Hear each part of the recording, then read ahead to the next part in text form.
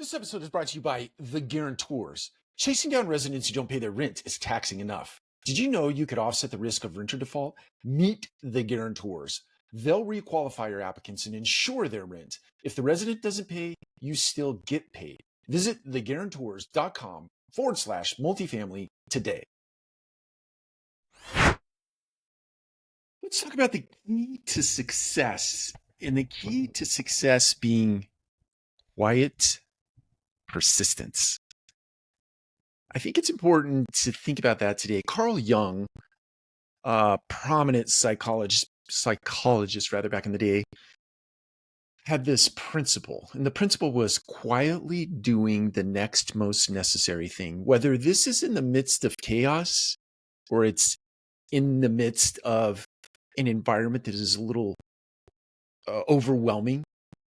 It is important to make sure that you are focused on doing the thing that is most necessary and doing it next, and doing it pragmatically and doing it methodically without a lot of attempt at fanfare. How many of you have worked in an office where a person feels like or thinks it's necessary to go around promoting every little win that happens in their world? And they're good people. I don't want to discount anyone's character here.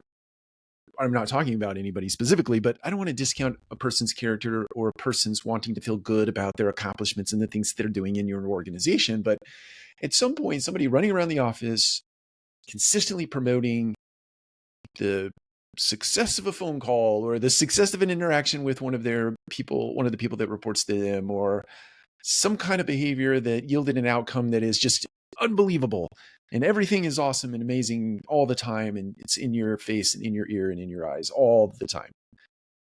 That's a loud declaration of oneself, not necessarily the thing that's happening in the organization that is advantageous, right? So my encouragement to you is to take the opposite tact. Not everything needs fanfare, and quietly doing the next most necessary thing is often the most important thing to be doing.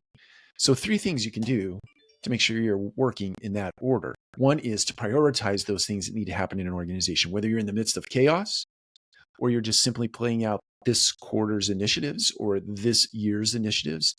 Prioritize those things and work on them in a sustainable fashion.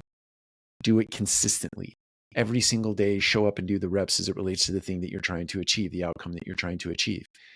And then exercise a tremendous amount of focus on those things. So once you've prioritized it, once you're working on it consistently, keep focus on that. Don't let the day's distractions, the minutes distractions, the week's distractions, the month's distractions take you away from that thing that is necessary to achieve a goal. And then don't get in the habit of seeking fanfare for those things. Let the work speak for itself. Let your work speak for itself. Go about quietly doing the next most necessary thing. Take care. We'll talk to you again soon.